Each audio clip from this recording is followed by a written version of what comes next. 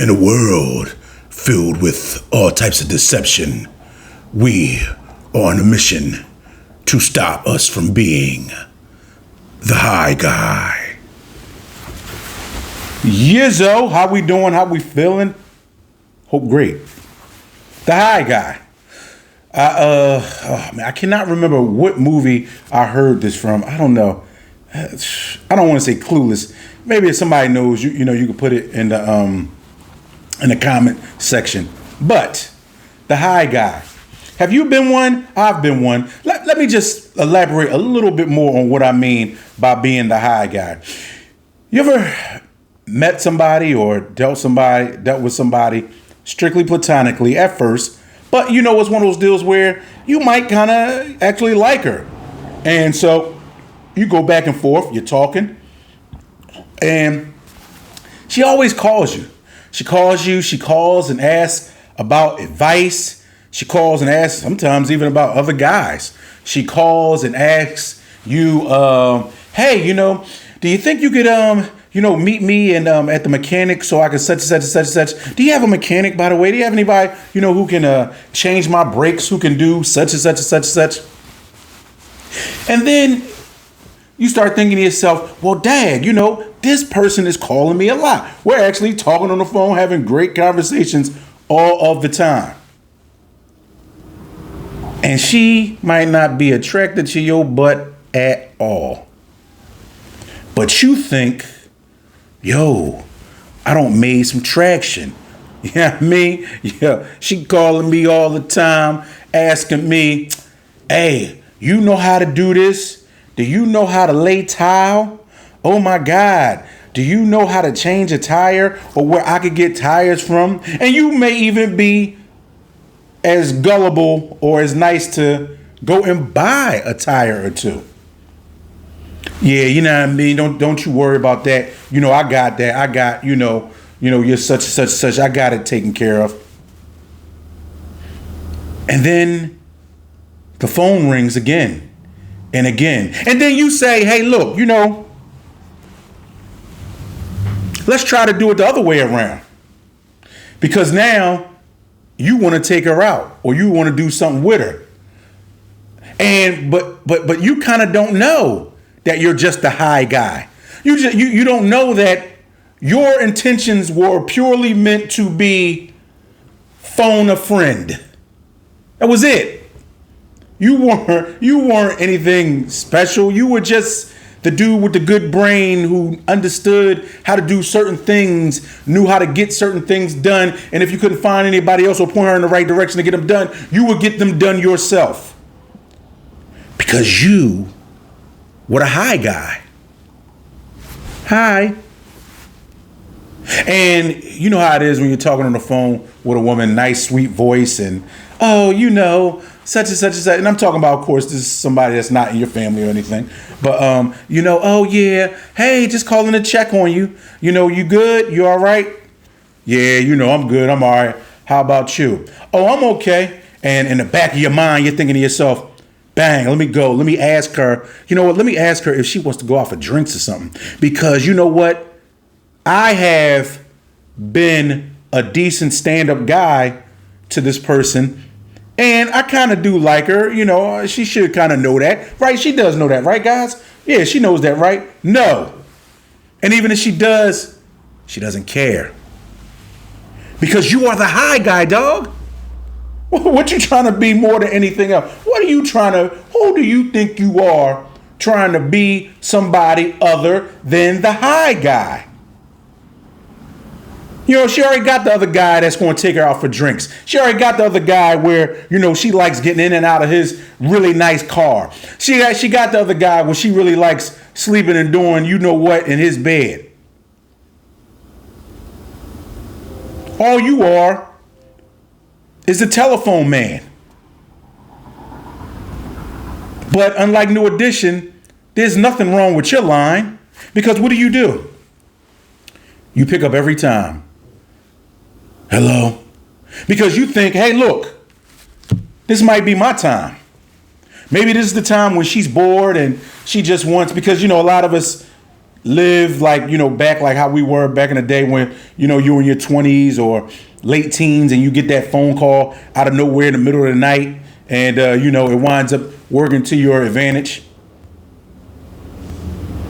But a lot of times these days, especially as you get older and ladies naturally just get younger under you because after a while you start becoming the older person in the room. These are the things that kind of happen.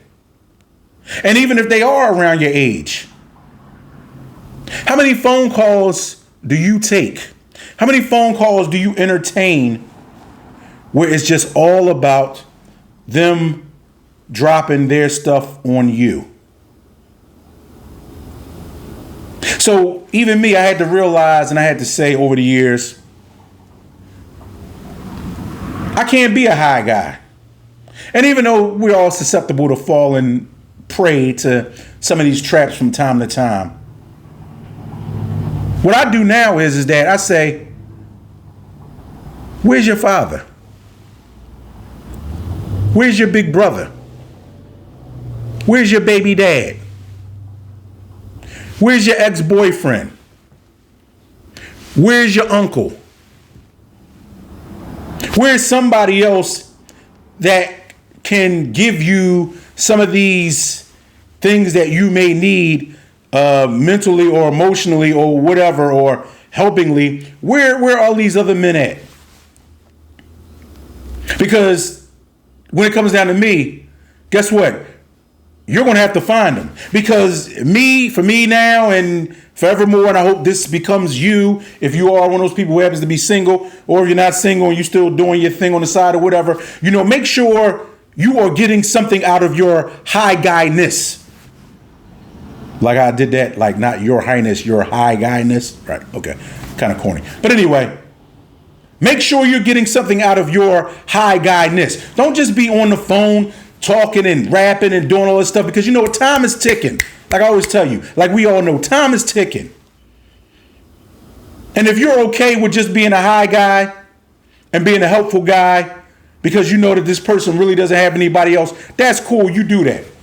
But if you happen to be attracted to the person, and even if you're not attracted to the person, you know what? We need to start treating this high guyness as though we were psychiatrists. So, you want to take an hour of my time to talk about how to lay mosaic tile, which I barely know how to do. But this is what we're going to do. We're going to bill you at, let's say, $25 an hour. I'm no psychiatrist or psychologist or not even licensed, but because they bill at $100, $200 an hour. But as a high guy, I'm going to be billing at $25 an hour. Or you can make me dinner, or you can make me dessert, or you could possibly be dessert. Those should be the new rules for being a high guy. You're not just here to satisfy somebody's, the things that they need with nothing in return. Isn't that crazy how, like, we know that everything in life is transactional, but we try to act like it's not transactional, right? You do things for your kids because those are your kids. And it's love, unconditional love in a lot of ways, but it's still transactional. There's still things to be done. You do it for them because that's your kid. And like I said, you want to love, but then you don't want them to be mad at you. You don't want them to be upset or to make your day harder. So you figure out a way to do things that, yes, helps them and things that they may want to do, but to also ease your day. Just like with us giving our kids tablets and phones and stuff all of the time. Yes, we want them to have these things, but let's keep it real. It helps most of us out because we don't have to sit and monitor them all day long because we have something else to help us monitor our children for better or for worse. So everything is transactional.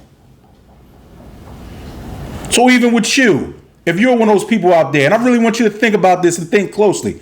And even send this to a woman if you feel like she's putting you in this situation. I guess a woman, if you feel like you're a high girl, right? Even though most women don't get put in those situations, it's primarily men. But hey, if you're going to be a high guy, you need to tell her, listen, you got to sign this contract. My high guyness no longer comes for free unless you my cousin, my sister, somebody that's a friend that we already, we've been associated with each other. Aunt, mom, some type of relative or close relative. Or if you are just a good person doing stuff for goodwill, we will excuse that also. But most times we know what it is. Most times we're being a high guy because we want to be at least partially that guy. Remember, very few things in life are free.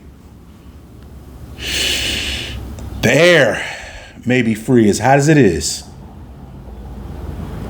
But besides that, what else can you get for free? You can't even get water for free. So everything costs. So my guys out there, the next time you find yourself conversation after conversation, and the funny thing about being a high guy is you kind of start getting upset sometimes when she don't call. You be like, dang, you know what I mean? Where my girl at? Why she ain't high guy me today? So you, and essentially, you get mad for working for free. Ain't that crazy? You get mad for working for free because you didn't get your high guy call today. See, men process things a little differently. Once we're needed, we associate a lot of that stuff also too with being wanted and being valued. And that value has a price. That's why you'll hear men say, hey, listen, you don't deal, especially if you got a man or a husband, you don't deal with him. Let me deal with him. No. If I can't fix this, let me find one of my guys that can fix it. Because a lot of times men will leverage their labor for you know what. Men will leverage their expertise for you know what. Because let's face it, a lot of people are trying to save a buck, right? A lot of people. And a lot of the jobs that need to be done are done by men. I don't know too many women that will come over and lay a roof. But if I did, maybe I would flirt with her. Say, hey, listen, I know y'all said y'all running a special on that rubber roof, but you think that, you can knock off a couple dollars for a couple little rolls, and now, you know what I'm saying? Maybe, I could take you out for a couple drinks or a couple. Happens all the time. Happens all the time. I hear stories about it all of the time. Where men leverage their labor and expertise to get with women.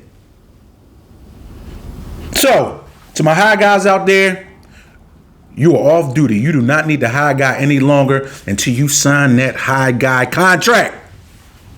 But till next time, live life. Don't let life live you.